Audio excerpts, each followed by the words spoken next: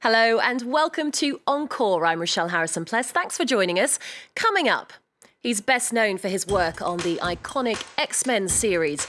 Legendary comic book writer Chris Claremont turned the Marvel mutants from struggling underachievers into best-selling comic book gold. The X-Men now using their powers at the cinema as part of a blockbuster franchise. Well, Chris is in France, featuring in a new exhibition at the Paris Holocaust Museum and also appearing at the Angoulême International Comics Festival.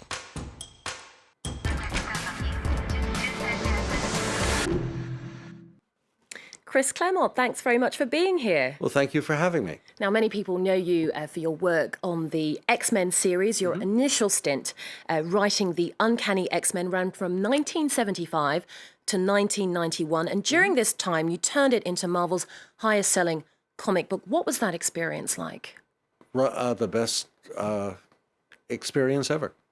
It was like dancing on a high wire and not looking down. Now, some of the X-Men and Wolverine movies were based on your storyline. Seeing stories go from the page to the big screen can sometimes be difficult for writers. Was that the case for you with X-Men? Were you...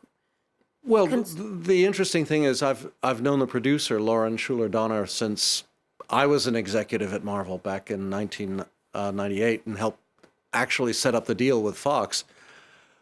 But the coolest thing was finding actors that I've long admired and always respected presenting the characters that I created. I mean, I've been a fan of Sir Ian McKellen since I was a young actor back in the beginning, and to see him play Magneto was totally wonderful. Hugh Jackman is brilliant.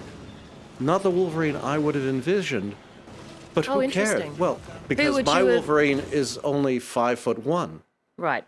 The way I would describe it is Wolverine is 5'1", Storm is 6'4", Hugh Jackman is 6'4", Halle Berry is 5'1". Right.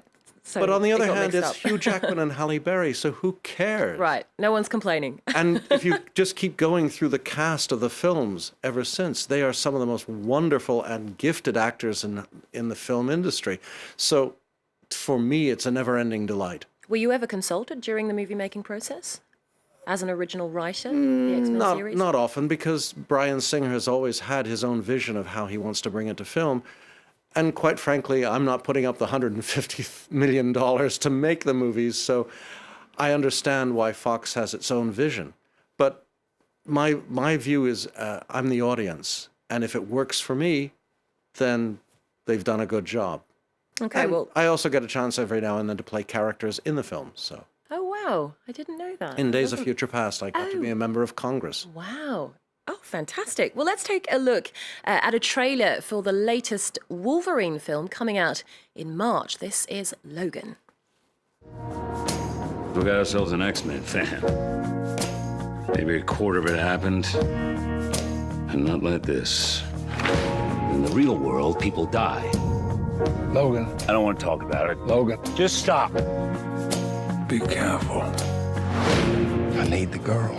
What girl?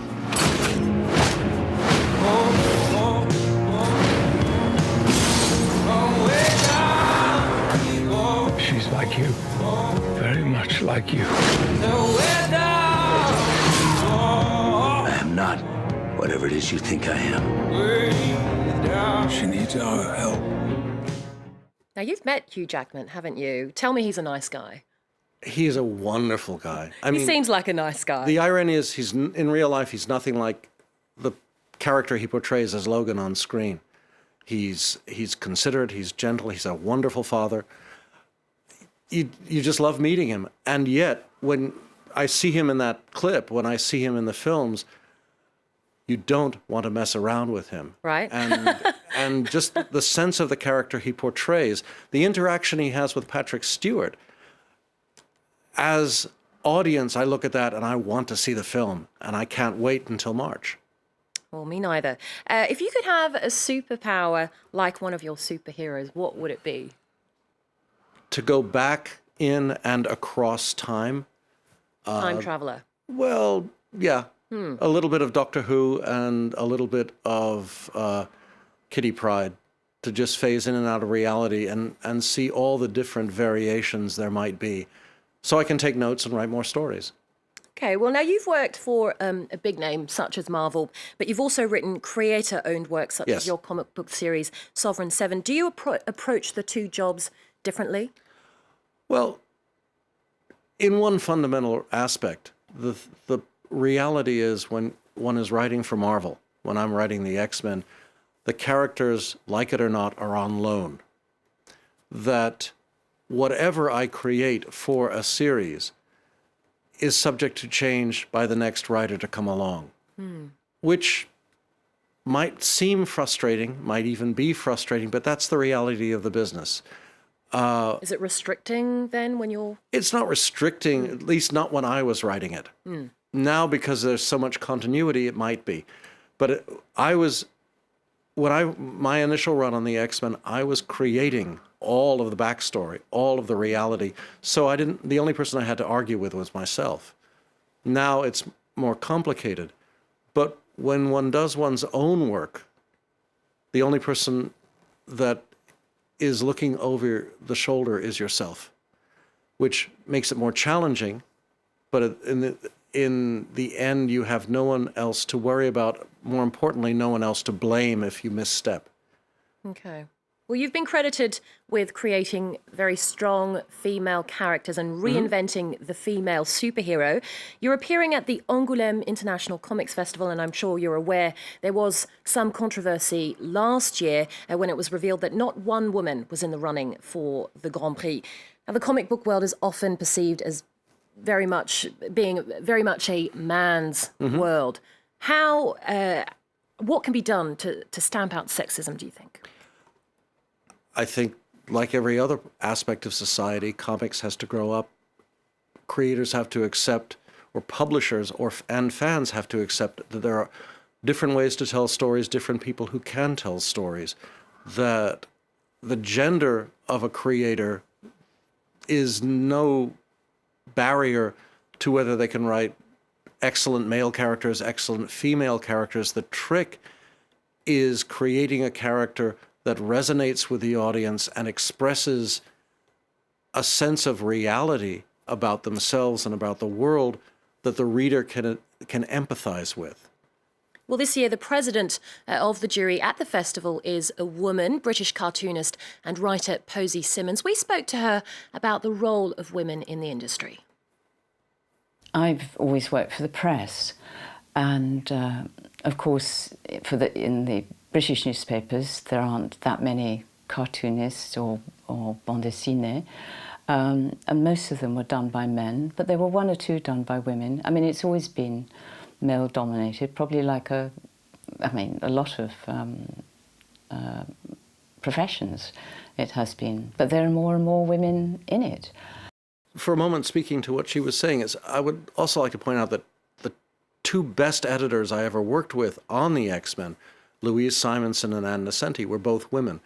Many of the stories that people consider iconic in the medium that came out of the X-Men came out through me working with them. Gender should be no barrier to employment, and definitely should be no barrier to the creation of great stories.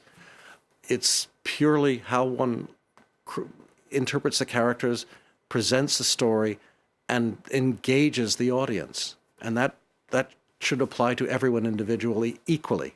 Indeed. Now, before we run out of time, your work is also featured in the new exhibition at the Holocaust Museum here in Paris, which explores the link between comic books and the Holocaust and the role comics played in reflecting on the atrocities. You wrote the iconic X-Men character Magneto. He was a Jewish escapee from Auschwitz. Yes. Why did you decide on this particular backstory? It actually seemed the most logical events of his life. I sat down trying to figure out who he was, where he came from, why he does the things he does, why he is so passionate in defending mutant kind, even if we might perceive it as being misguided. That led me to the conclusion it had to come out of a trauma. The most obvious, appropriate trauma of his earlier life was the Holocaust. And that allowed me to set up the paradigm of Magneto as someone who had actively survived the Shoah, standing beside Kitty Pryde as a 13-year-old Jewish girl in the United States, trying to relate to that tragedy from a distance. And through their interaction, through their presentation in the story, hopefully create a means for the reader to stand in Kitty's shoes and have a sense of understanding and empathy for what is, for me, an event in modern history that must never be forgotten. And I suppose that particular story really highlights the fact that comic books, you know, they're not just light reading. They can, they're very broad and they can tackle heavy issues. Well, I think like any literature, good stories, great characters can transcend the initial moment of their creation. That what matters is to honestly approach the medium, the moment, the story, and through doing so, find a way to move your reader. Okay, well, Chris, that's all we have time for today. No, don't apologise. Thank you so much for being with us here today. A reminder to those at home that you can catch his work at the Shoah and Comic Strips exhibition at the Holocaust Museum in Paris, which runs until October. He'll also be appearing at the Angoulême International Comics Festival. Well, we'll leave you with a clip of an upcoming sci-fi action flick, Luc Besson's Valérian and the City of a Thousand Planets, which is based on the French sci-fi comic series Valérian and Laureline. For more culture news, head to our website and connect with us on social media. Stay with us here on France 24. Lots more coming up after this.